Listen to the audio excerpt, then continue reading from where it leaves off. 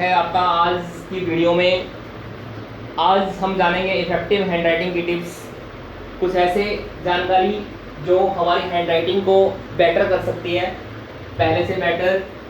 पहले हम जैसा भी लिख रहे हैं, अगर इन टिप्स का ध्यान देंगे तो हैंडराइटिंग हमारी काफ़ी इफ़ेक्टिव हो सकती है। तो इसके लिए सबसे पहले ज़रूरी है पेन की या पेंसिल की प्रॉपर ग्रिप। अब हमारा जो ये हाथ है, हम अपने हैंड से पेंसिल या पेन को ग्रिप करते हैं, पकड़ते हैं, तो इसमें जैसे ये फिंगर्स हैं, इसको थंब बोलते हैं, ये थंब है। थंब के साथ वाली जो फिंगर है ये इंडेक्स फिंगर है।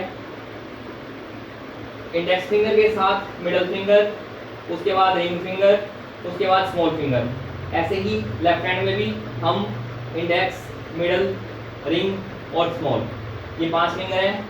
अब जब भी हमें पेन या पेंसिल पकड़नी हो, जैसे ये पेंसिल है, ये पेन है, जब हमें पेन या पेंसिल पकड़नी होती है तो हमें क्या करना होता है, अपने थंब, इंडेक्स और मिडल फिंगर के बीच में पेन पेंसिल की ग्रिप रखनी होती है।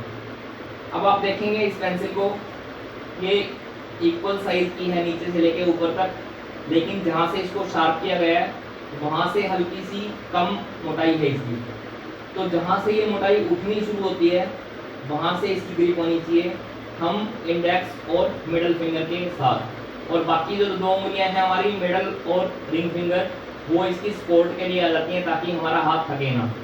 ऐसे ही मान लिया पेन है, अब पेन की भी जैसे आप देखेंगे मोटाई जो है, जहाँ से ये उठनी शुरू होती है वहाँ से हम पकड़ेंगे इसको हम इंडेक्स और मिडल फिंगर से, और बाकी जो 2 उंगलियां हैं सपोर्ट के लिए साथ आ सकती हैं, हाथ ना थके उस चीज़ के लिए। तो पेन की ग्रिप या पेंसिल की ग्रिप यहाँ से होनी चाहिए। अगर हम पेन या पेंसिल को इससे ज़्यादा आगे से पकड़ेंगे यहाँ से, तो हमारा हाथ बहुत जल्दी थक जाएगा, और अगर थका हुआ हाथ होगा तो उससे हैंडराइटिंग और ही अच्छी नहीं आएगी। या अगर पीछे से पकड़ेंगे तो भी प्रॉब्लम रहेगी, पीछे से पकड़ने में भी दिक्कत आएगी, हम इसको प्रॉपर ढंग से हैंडराइटिंग को नहीं कर पाएंगे अगर ज़्यादा पीछे से या ज़्यादा आगे से हम इसको पकड़ते हैं तो। इसलिए हमें जहाँ से ये उठाव शुरू होता है वहाँ से पेन पेंसिल की ग्रिप रखनी है, ये हमें ध्यान रखना है। इसके अलावा जब हम कॉपी में लिखते हैं, नोटबुक में लिखते हैं, तो सीटिंग पोस्चर का ध्यान रखना है हमें। बैठने का जो सही तरीका है वो भी हमारी राइटिंग को इम्पैक्ट करता है। अब हम जब बैठते हैं काम करने के लिए, बेशक से हम स्कूल में बैठे हों या अपना होमवर्क कर रहे हों घर पे बैठ के, तो जैसे हम स्कूल में बैठते हैं तो हमें बेंचेस होते हैं, मोस्टली बेंच का यूज़ करते हैं बैठने के लिए। तो जब बेंच पे बैठें तो बेंच की हाइट इस अकॉर्डिंग होनी चाहिए कि हमारे जो पैर हैं नीचे ज़मीन पे टिके हुए हों, और घुटने पास पास हों, ज़्यादा दूर ना हो, खुले करके नहीं बैठने, घुटने पास में होने चाहिए और पैर ज़मीन पे टिके हुए होने चाहिए। और कमर कोशिश करनी है कि सीधी रहे, ज़्यादा बैंड ना हो, हल्का सा थोड़ा सा बैंड हो सकता है, हाइट के अकॉर्डिंग थोड़ा सा मुड़ सकते हैं हम, लेकिन कमर कोशिश करनी है कि सीधी रहे, क्योंकि अगर कमर हमारी मुड़ेगी तो भी प्रॉब्लम क्रिएट करेगी। तो बैठते टाइम अगर हम बेंच पे बैठे हैं तो बिल्कुल स्ट्रेट बैठ है, पैर ज़मीन पे टिके हुए हों।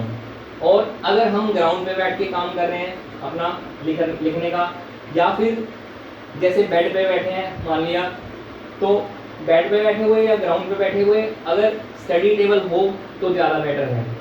स्टडी टेबल थोड़ी सी अपने से हाइट थोड़ी सी ऊपर होगी तो राइटिंग अच्छी रहेगी, और अगर ज़्यादा नीचे रख के लिखेंगे तो हमारी कमर बैंड होगी, जिससे हमारी कमर में दर्द भी हो सकता है, और इसके अलावा राइटिंग खराब होने के चांसेस भी वहाँ पे ज़्यादा हो जाएंगे।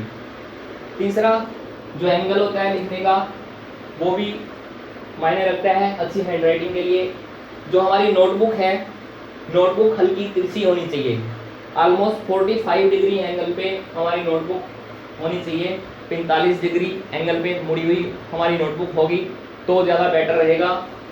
अगर हम बिल्कुल स्ट्रेट रख के कॉपी को उस पर लिखने की कोशिश करते हैं तो राइटिंग गंदी आने के चांसेस रहेंगे। और बैठते हुए हमें ये कोशिश करनी है कि बिल्कुल स्ट्रेट ही बैठें, मुड़े ना, और अगर ज़मीन पे बैठें थोड़ा ऊंचाई पे बैठें, हल्का सा आगे सामने स्टडी टेबल को या पिलो भी ले सकते हैं, हम पिलो का यूज़ कर सकते हैं, 1 पिलो या 2 पिलो, उसके ऊपर अपनी नोटबुक रख के अपना काम कर सकते हैं जो भी हमें राइटिंग का काम करना है। तो जैसे अब ये चीज़ें हैं, ये इम्पैक्ट करती हैं, चाहे वो पेंसिल पेन की ग्रिप हो जिससे हमारा हाथ थकेगा नहीं, अगर सही ढंग से हम प्रॉपर ढंग से इसको पकड़ेंगे पेन पेंसिल को, सीटिंग पोस्चर है, अगर हमारी कमर स्ट्रेट रहेगी और बैठने का सही तरीका होगा तो भी हमारी राइटिंग पे इम्पैक्ट डालेगा। क्योंकि जैसे मैंने पहले बताया था कि हैंड राइटिंग कोऑर्डिनेशन होता है ब्रेन और मोटर के बीच में, ब्रेन मोटर, मोटर यहाँ हैंड को बोला गया है, इन दोनों के बीच में, ब्रेन और मोटर के बीच में, हमारे दिमाग और हाथ के बीच में कोऑर्डिनेशन है। अगर हमारा शरीर थका हुआ होगा तो जो वेव्स हैं वो मैसेज जो है ब्रेन तक जाएगा और उस पेन का इम्पैक्ट हमारी राइटिंग में नज़र आएगा।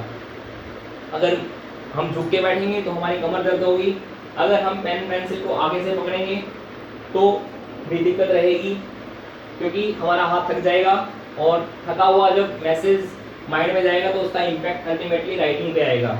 तो इन चीज़ों का हमें खास ध्यान रखना है, सीटिंग पोस्चर का और पेन पेंसिल की ग्रिप का और एंगल का भी, जैसे मैंने बताया तो एंगल भी आप ध्यान रखेंगे कि कॉपी थोड़ी सी मुड़ी होनी चाहिए, बिल्कुल स्ट्रेट ना हो, थोड़ी सी झुकी हुई एक साइड से 45 डिग्री एंगल पे मुड़ी हुई हो कॉपी, ताकि अच्छे से हमारी राइटिंग आ सके। तो ये 2-3 टिप्स हैं, इनको आप ध्यान रखें।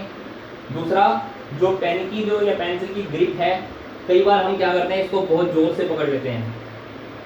अगर बहुत ज़ोर से पकड़ेंगे और अक्षर को अगर दबा दबा के लिखेंगे, लेटर्स को, वर्ड्स को, सेंटेंसेस को, तो प्रॉब्लम रहेगी, हम बहुत जल्दी थक जाएंगे। उसका कई बार हम देखते हैं, जैसे कई बार बच्चे अब लिख रहे होते हैं जो कॉपी में, तो उसकी जो छाप है पीछे के 2-3 पेज अगर पलट दिए जाएँ तो वहाँ तक भी होती है।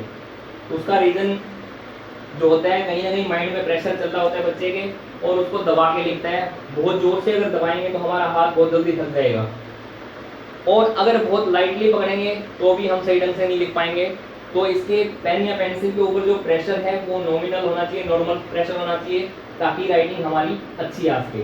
ज़्यादा प्रेशर भी खराब करेगा, और अगर बिल्कुल हल्का लूज प्रेशर है बिल्कुल ही, तो भी दिक्कत करेगा। इसलिए नॉर्मल प्रेशर रखना है पेन या पेंसिल पे, या अगर हम मार्कर या चौक होल्डर यूज़ कर रहे हैं या चौक का यूज़ कर रहे हैं तो भी नॉर्मल प्रेशर के साथ उसको यूज़ करना है। तो ये है कुछ टिप्स। उम्मीद है ये टिप्स आपकी हैंड राइटिंग, आपके बच्चे की हैंड राइटिंग को इम्प्रूव करने में हेल्पफुल रहेंगी। इन जो टिप्स का आप यूज़ करेंगे, इसको माइंड में रखते हुए अपने बच्चों को बताएंगे इसके बारे में, और इन टिप्स से आपकी हैंड राइटिंग इम्प्रूव करने में हेल्प मिलेगी। तो आज के लिए बस इतना ही। जल्दी ही दूसरे वीडियो में मिलेंगे जिसमें हैंड राइटिंग से रिलेटेड और भी कई सारी चीज़ें बताई जाएंगी। हैंड राइटिंग कैसे अपनी पर्सनैलिटी का हिस्सा होती है, कैसे हमारी पर्सनैलिटी को रिफ्लेक्ट करती है, वो चीज़ें हम हैंड राइटिंग कोर्स में आगे जानेंगे आने वाली कमिंग जो वीडियोज़ हैं उसमें। तो तब तक के लिए थैंक यू, आपका बहुत बहुत धन्यवाद हमारे साथ बने रहने के लिए।